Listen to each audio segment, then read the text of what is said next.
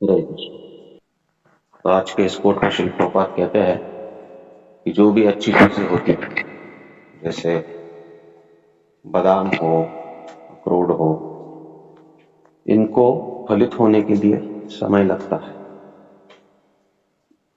तो जब ये फलित होते हैं तो हमको बहुत बड़ा कल्याण प्राप्त कराते हैं या बहुत बड़ा फल प्राप्त कराते हैं।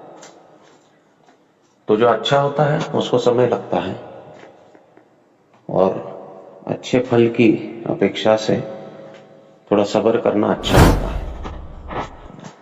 तो हिंदी में भी कहावत है, सब्र का फल मीठा होता है। जितना हम सब्र करेंगे, जितना हम पेशेंस रखेंगे, उतना फल जो है और रसीला और मीठा होता है।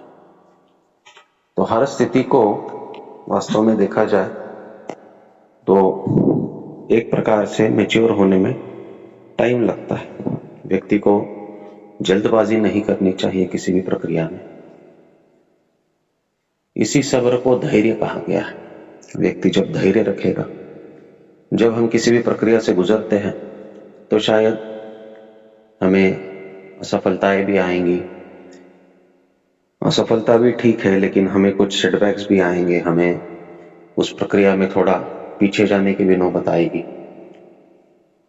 तो ये सब जो है, इसको सहन करते हुए, इसको समझते हुए अपने निश्चय पर बने रहना, जो भी ऊंच नीच होती है उस प्रक्रिया में, उसको सहन करते हुए, चाहे मान मिले चाहे अपमान मिले, चाहे भगवान की कृपा हो चाहे भगवान की अपकृपा हो, वैष्णव का संग मिले चाहे नहीं मिले, धैर्य बनाए रखते हुए, अपने आप का आत्मशोधन करते हुए, आत्म परीक्षण करते हुए,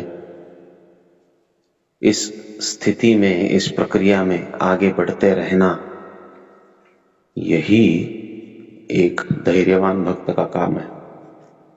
भक्त के हृदय में दृढ़ निश्चय और धैर्य, उत्साह निश्चया धैर्य तत्त कर्म प्रवर्तना, तो ये बहुत आवश्यक है। उत्साह होना चाहिए, निश्चय होना चाहिए और धैर्य होना चाहिए। क्योंकि हम जो भी करेंगे, और खास करके भक्तिमय साधना में, ये इस माया जगत में रहते हुए माया के विरुद्ध करेंगे, माया के प्रभाव से बचने के लिए करेंगे।